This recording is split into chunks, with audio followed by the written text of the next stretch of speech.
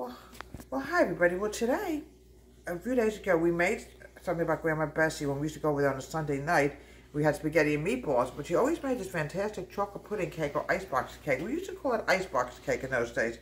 It's basically made with graham crackers and pudding. Now, keep in mind, Mighty Fine pudding was around then, and it was all natural, but today I don't know what they really put into it, but it still tastes very yummy to me. So what I'm going to do is we use vanilla and chocolate. This is how Grandma Bessie used to make her dessert for Sunday night. And let me tell you something, folks. I actually learned how to make it from it. It's a very simple thing to make. You just use graham crackers and pudding. It's so simple. Now, what I want to do now is grab my milk. Use whole milk for this, because this is the best way to get it to come out really good. 2 cups of whole milk. It takes a lot of milk, folks. I do admit to that. In those days, the milkman would come around glass bottles. Well, I have a few of them in the house. I collected them. All right. Add 2 cups of milk. I'm going to do 2 cups of milk with the chocolate as well.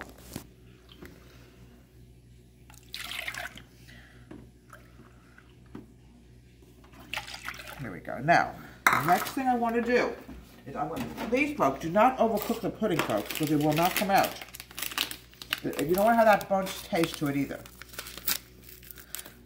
Also, always check the expiration date. If it expires, you just need to throw it out. It's a shame that you have to be waste food, but sometimes it just plain happens. We get this all into the pot. You want to have every bit of pudding into the pot. Hi, Amber. Right, Amber? Okay. Now we're going to put the chocolate in as well as the vanilla.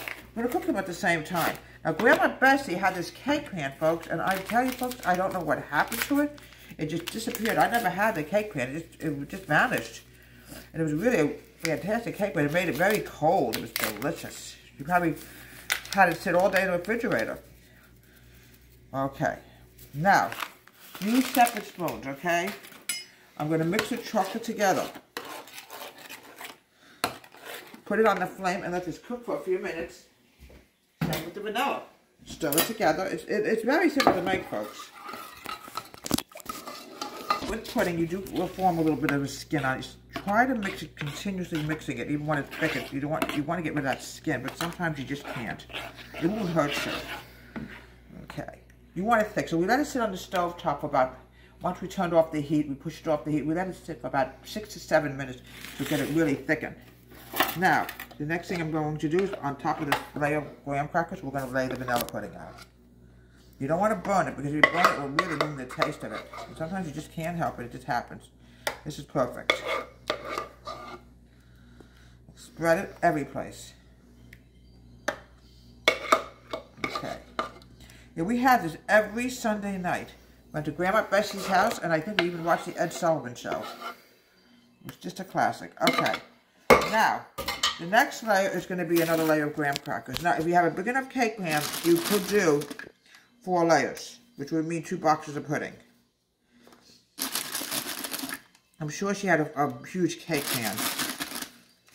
Yeah, this is definitely what we had for dessert Sunday night. I remember I finally asked her for the recipe as I got older, and she died very young, sadly, but I was still able to get the recipe. All right, now, the next thing I want to do is spread the chocolate pudding on top. Here we go. Oh, it has a unique smell that I remember from Sunday night. Okay. You want to spread, you want to make sure everything is covered up. Okay. She always had the graham crackers. Of course, the same kind of graham crackers that we're even using today. Now, the next thing I want to recommend is, look how beautiful that came out. Look at that. It's hot. My recommendation is, please, put it in the refrigerator and let it sit for 8 hours, the same way Grandma Bessie did. And in those days, she probably just had an ice box. We're going to wrap it up with aluminum foil. Make sure it's airtight.